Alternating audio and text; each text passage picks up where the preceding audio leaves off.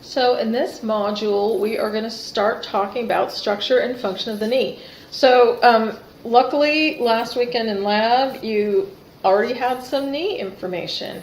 You got to palpate a lot of these osteology structures, and you got to analyze some levers with the knee and palpate some of the knee muscles. So we're going into this chapter with a lot of knowledge, right? So if you want to, hey, let's just do it.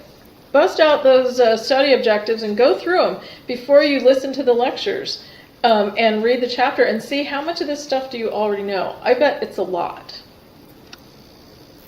So the knee, it looks like it's super simple, right? But it's actually very complex. And what we refer to as the knee is actually a combination of two joints, stabilized and supported by muscles and ligaments.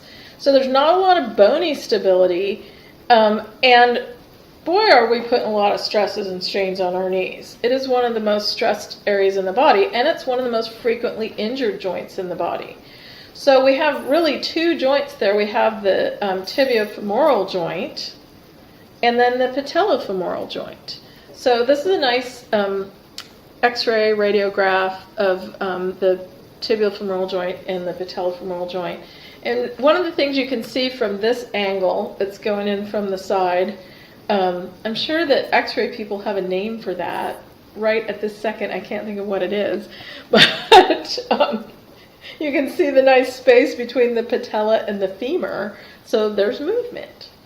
Yay, isn't that wonderful? And then you can sort of see that there's good space between the tibia and the femur as well. So we're going to talk about the osteology first, like we always do.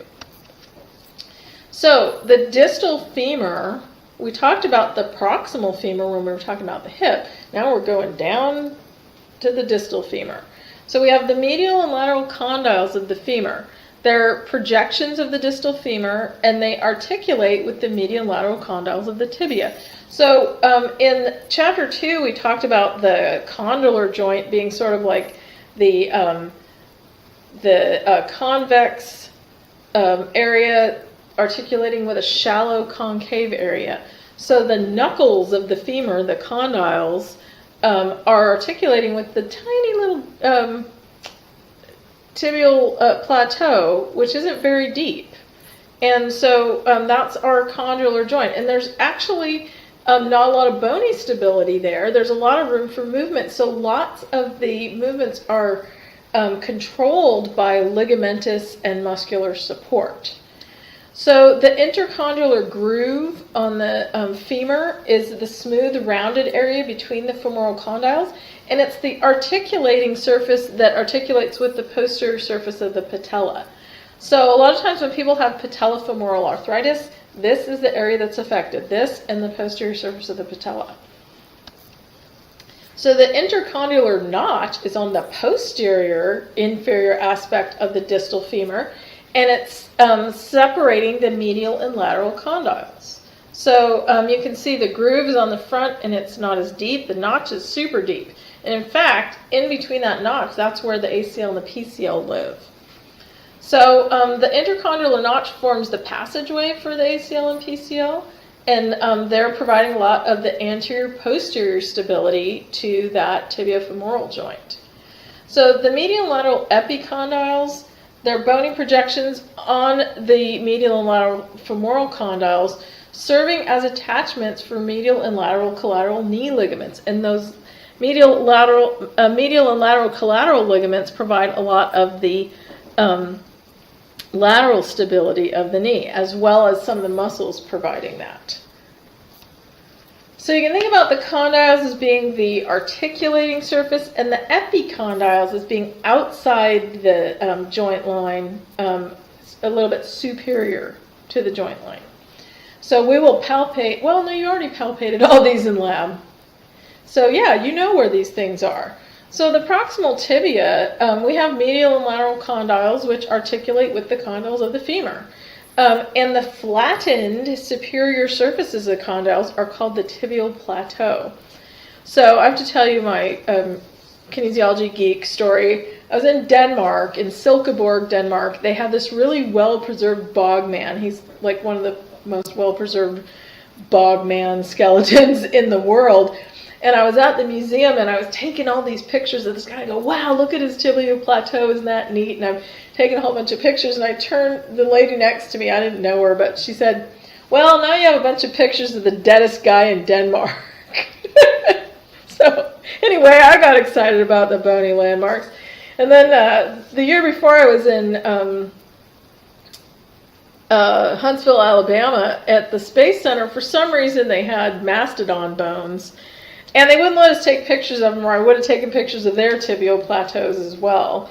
Because, you know, bones are interesting, whether they're humans or otherwise. So the intercondylar eminence is a double-pointed projection of bones separating the medial and lateral tibial condyles. It's the pointy part in the middle. It's attachment for the anterior and posterior cruciate ligaments and the medial and lateral meniscus. So, like I've said before, anytime you have a point or a bump or something on a bone, it's usually an attachment for a muscle or a tendon or a ligament. So the tibial tuberosity, it's the protrusion of bone located on the anterior aspect of the proximal tibia. It's the distal attachment for the quadriceps muscles. So when you have someone that has Osgood-Schlatters disease, which we'll talk about a little bit later in the chapter, that tibial tuberosity is often enlarged. So it's that big bump right on the anterior portion of the tibia. The proximal fibula, you know, it's the lateral, long, slender bone that courses along the lateral shaft of the tibia. The tibia is the major weight-bearing bone, but the fibula has its role to play as well. The fibular head is the attachment for a lot of big muscles. It's the rounded superior portion of the fibula that articulates with the tibia, forming the proximal tibiofibular joint. And it's the distal attachment for the lateral ligament and the biceps femoris muscles, long head and short head. So that's a pretty important little spot there on the fibular head. The patella is a fairly small, not as small as some sesamoid bone, but it's a small sesamoid bone, and it's embedded within the quadriceps tendon. The superior pole of the patella accepts the quadriceps tendon, and the inferior pole accepts the proximal side of the patellar ligament, which then goes down to the tibial tuberosity. The posterior articulating surface articulates with the intercondylar groove of the femur through the medial and lateral facets of the posterior patella. So that patella can actually glide along the femur at a pretty long path. And what the patella provides is it provides a longer moment arm to give more torque to the quadriceps. So that knee extension motion that the quadriceps do is very important functional motion. So we have that extra little sesamoid bone to give us more torque. Pretty cool, right?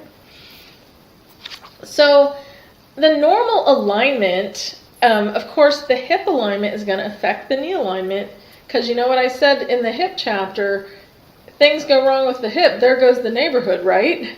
Everything down the kinetic chain and up the kinetic chain can be affected. So if you have that, we have our normal angle of inclination, which is the angle of the head and neck of the femur to the shaft of the femur, and it directs the shaft toward the midline to articulate with the tibia at the knee. So the femur usually meets the tibia to form a lateral angle of 170 to 175 degrees, and we call that normal genu valgum. So genu is Latin for knee.